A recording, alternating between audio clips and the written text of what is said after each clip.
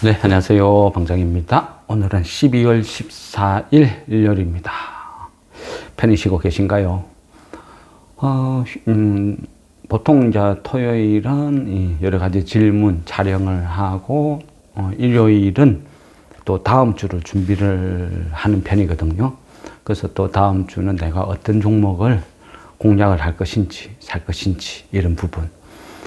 다음 주는 개인적으로는 이래 봤을 때, 엔캐리 트레이드, 청산 문제, 그래서 한 19일 예고되어 있죠. 그때 일본의 금리를 인상할지 안 할지, 그게 약간 의문이었어요. 그래서, 고민을 했는데, 원래는, 엔캐리, 일본 반응, 뭐 이걸 확인하고 가는 게 맞지 않나, 이런 생각을 했습니다.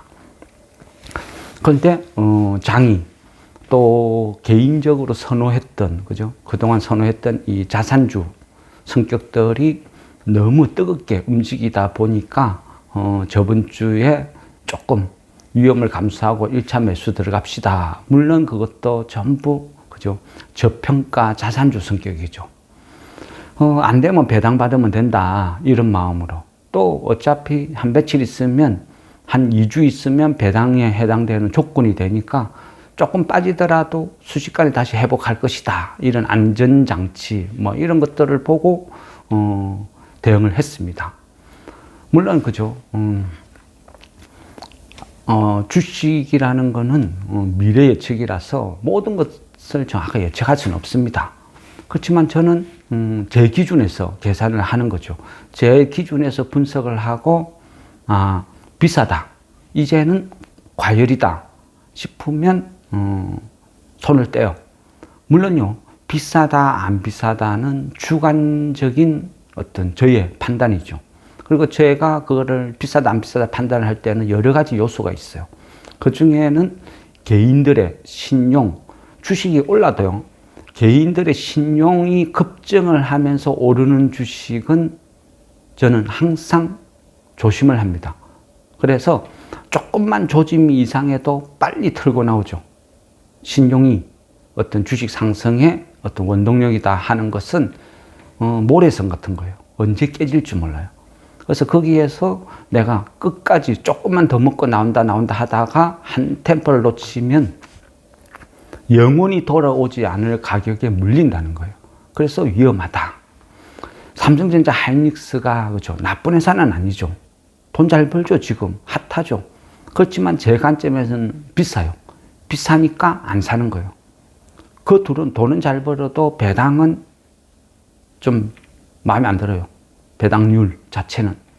그래서 제 기준에서는 안 맞는다는 거죠. 그래서 비싸 보인다, 사지 말자, 계속 이제 말씀을 드린 거고. 2차 전지 이런 거는 똑같아요. 끝없이, 그죠, 똑같은 말씀 드리잖아요.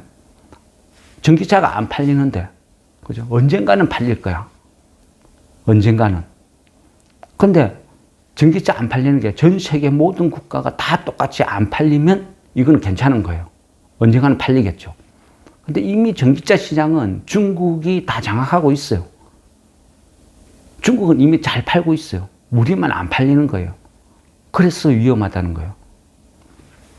ESS나 앞으로 데이터 센터가 어쩌고 막 열심히 떠들죠. 이게 착각이라는 거예요. 착각. 제가 전체적으로 이 인공지능이라는 거, 앞으로 다가올 인공지능 세상, 이거는 분명히 올 거예요. 이미 왔죠. 좋게 봐요. 긍정으로 봐요. 와, 신기하다. 뭐 제미나이, 챗GPT 쓰면서 와, 신기하다. 그렇지만 그 제미나이, 챗GPT가 아직도 완벽하다 생각은 안 해요.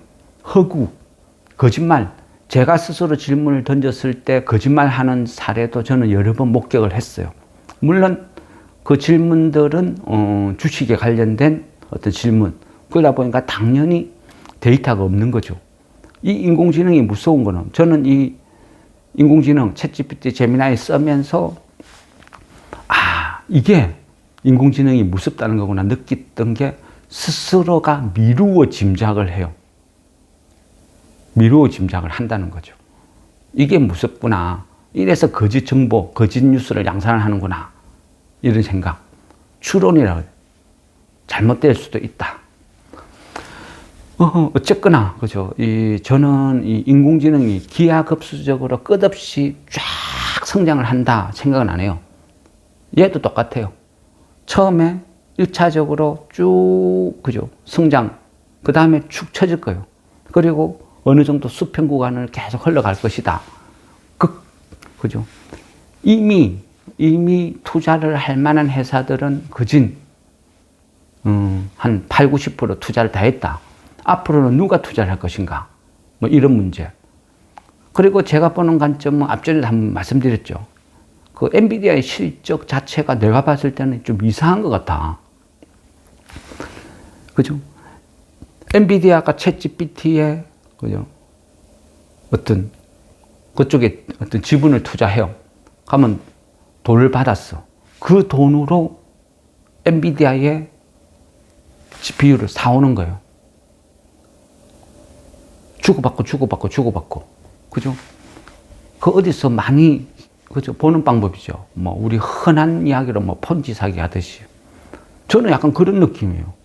이건 뭐지? 그죠? 이게 맞는 건가?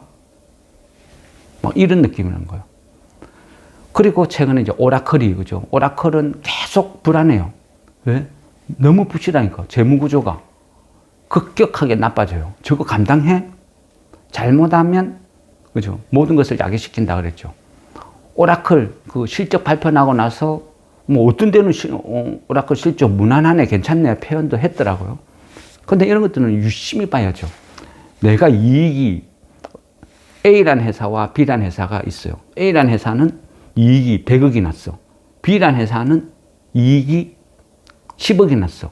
표면적으로는 100억 난 회사가 당연히 좋은 거죠. 근데 속을 들이다 보니까 B라는 회사는 과거부터 지금까지 매해 꾸준히 10억씩 벌어요. 물건을 팔았어. 장사를 했어. 그래서 10억씩 계속 꾸준히 잘 나가는 회사. B라는 회사는 이번에 100억을 벌었는데 그 속을 뒤다 보니까 영업은 적자인데 갖고 있는 땅을 팔은 거예요. 땅을 팔아가지고 100억이라는 돈이 들어왔어. 그래서 이익이 100억이 난 거야. 어느 게 좋은 회사죠? 그래서 어떤 기업이 실적이 발표나면 무턱대고 와, 돈 많이 벌었네, 좋네. 이익이 전년 대비 100% 급증했네. 일단은 무조건 추격 매수, 상한가 따라잡자. 난리를 일하면 망하는 거죠. 항상 무엇으로, 왜, 어떻게 돈을 벌었는지 그를 재무 구조 자체를 찾아봐야 되는 거죠. 오라클이 봤을 때 제가 보는 관점은 오라클이 비슷해요. 땅 팔아가지고 돈 벌었네? 이런 느낌. 그래서 불안한 거예요. 이게 언제 터질지 모른다. 그런데 오라클이, 그죠? 최근에 막 급락을 하고 있죠. 그런데 이제는 그 브로드컴까지 폭락에 가세를 했다? 이걸 어떻게 받아들여야 되는가? 불안하죠. 제가 보는 관점은 그래요. 삼성전자 하이닉스가 나쁘지 않다. 좋은 회사다. 그렇지만 얘네들만 영원히 잘 나갈 수는 없다. 항상 착각하는 게 올해 실적이 내년에도 내후년에도 지속될 것이라는 착각. 이것이 항상 실수를 만들어내는 거예요. 어쨌든 월초에는 어떤 식으로 뭐 주식시장이 반응을 할지 어떻게 될지 잘 모르겠습니다. 워낙 이 부분은 삼성전자 15만 원 간다. 하이닉스 100만 원 간다. 그를 신앙처럼 믿고 있는 시장이니까 어떻게 될 줄은 잘 모르겠어요.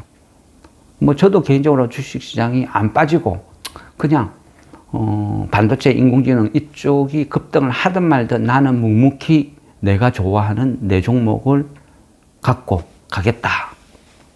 삼성전자 따블 나서 스테이크 먹을 때 저는 가치주로 사서 작게 먹고 배당받고 그냥 라면을 먹어도 속 편하게 먹겠다. 저는 그런 주의거든요. 먹으면 스테이크 먹고 아니면 굶어 죽고 이런 것들은 투기다. 저는 그렇게 생각하는 거죠. 어쨌든 다음 주는요. 목요일 그때쯤 되면 이제 엔캐리 청산 관련된 어떤 시장의 발작 내지는 조짐이 나올 수도 있다. 그죠? 나올 수도 있다. 이 우려. 그리고 월요일부터 반도체나 이런 쪽으로 영향이 미칠 수도 있다 이런 쪽. 그런데 우리는 그저 대부분이 어떤 자산주 성격, 또 바닥에서 배당 주는 거 이런 것들을 쥐고 있는 거죠. 그 외에 JS 코퍼레이션이라든지 뭐 한국 단자라든지 이미 수익이 나가 있는데 지금 흐름이 이런 쪽으로 가는 추세니까 조금 더 버티자 이렇게 제가 계속 끌고 가는 종목들도 있죠. 그래서 다음 주는 이미 이익이 나고 진행되고 있는 종목에 대해서는 좀 안전하게 가기 위해서 이 종목은 조금 매도합시다 이래 볼 수도 있어요. 그리고 제가 좋아하는 이런 종목군들이 만일 월, 화, 수 이쪽으로 장이 안 좋게 흘러가서 쭉 빠진다 하면 저는 그런 종목군들은 매수로 생각을 할 수도 있어요. 물론 이거는 배당이나 어떤 앞으로 코리아 밸류업 이런 걸 감안한 어떤 그런 대응이겠죠. 예, 그래서 어쨌든 다음 주는 좀 변수가 많다. 개인적으로 엔캐리 트레이드, 이 청산 이쪽 부분과 그 다음에 브로드컴의 급락이 반도체, 인공지능 테마에 어떤 영향을 미칠지 이런 부분, 이 부분들을 감안해서 다음 주는 전략을 좀 세워야 되겠다 이런 부분. 그리고 항상요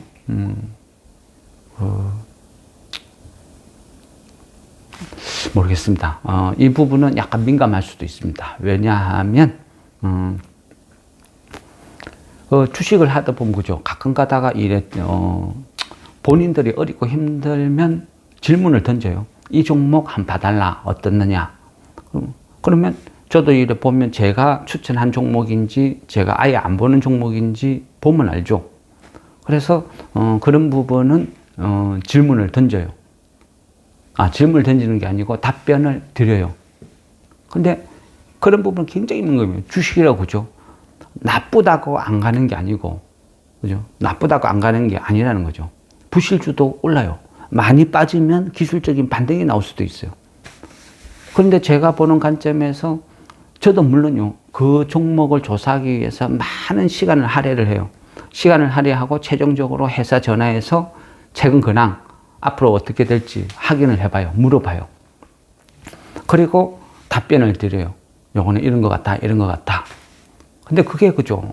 뭐 무조건 맞다는 보장이 없어요. 제가 아무리 열심히 노력을 해서 답을 찾아서 답변을 드렸다 해도 결과가 무조건 좋다 할 수는 없다는 거예요.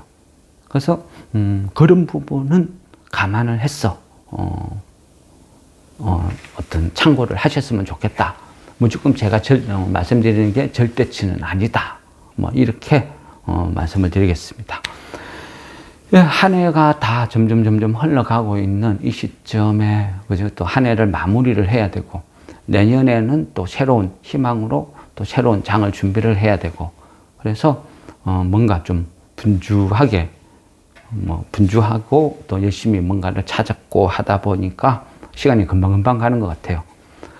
그래서 그죠? 또 아직도 질문을 하셨는데 아직까지 답변을 바로바로 못 드린 이런 부분에 대해서는 좀 죄송하게 생각을 합니다.